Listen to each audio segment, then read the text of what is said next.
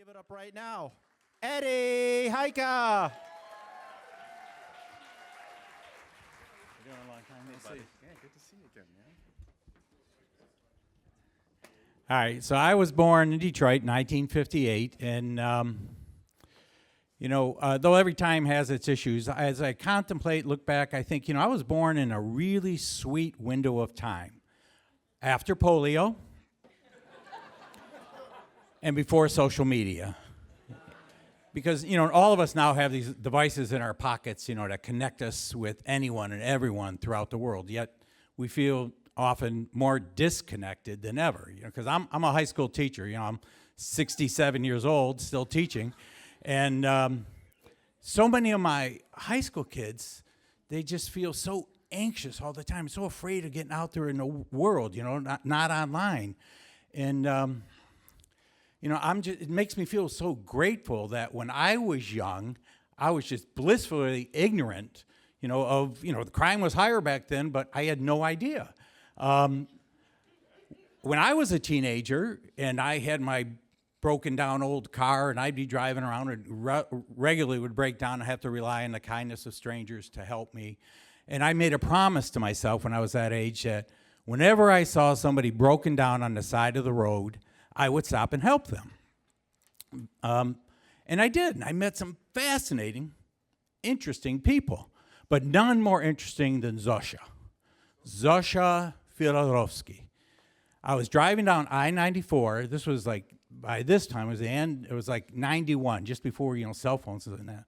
And I'm driving down I-94 right at Grand Boulevard here on the west side, West Grand Boulevard.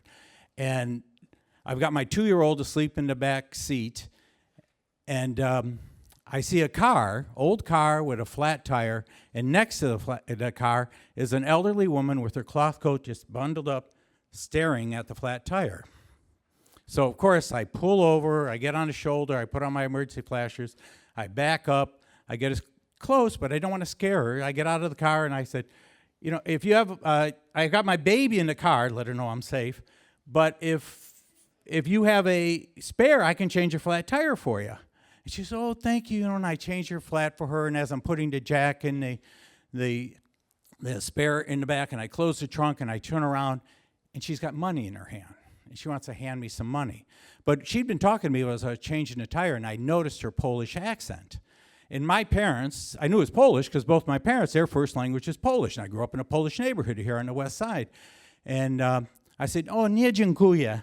She said, nie dziękuję, rozumiesz po polsku? And she started speaking to me in Polish. And I said, ja rozumiem bardzo trochę. I can understand very little. That was about the extent of my Polish. And she goes back to English, and she really wants to give me the money now. And I said, no, I can't. No, I don't need any money. I said, do you make pierogi? She said, oh, yes, I make pierogi. And I said, why don't you have my wife and I and our family, we'll come over for some pierogi. So, we wrote down our home phone numbers, and 6 weeks later, we're at her senior citizen apartment, my wife, Michelle, and our little one, and she made us this great dinner, and afterwards, I've got our 2-year-old, he's crawling around, and I'm on the floor with him, make sure he's not breaking any of her stuff. And Michelle my wife does what she does. She asks questions and listens. And she's asking about the pictures, these are your children, and Zosha starts to tell her this story. About 1939, Poland. 1939, they were invaded from the east by the Soviet Union, from the west, from Nazi Germany. She, her husband, her 2 little children, along with 1 million other Poles, were shipped off on freight trains to Siberia, these labor camps, supporting the Red Army. And on the way on that freight train, she tells how both her little children died in her arms. And at that labor camp, her husband dies. And then later in the war, near the end, they were impressing everybody into the Soviet Army, and she was impressed into the Soviet Army for the remainder of the war.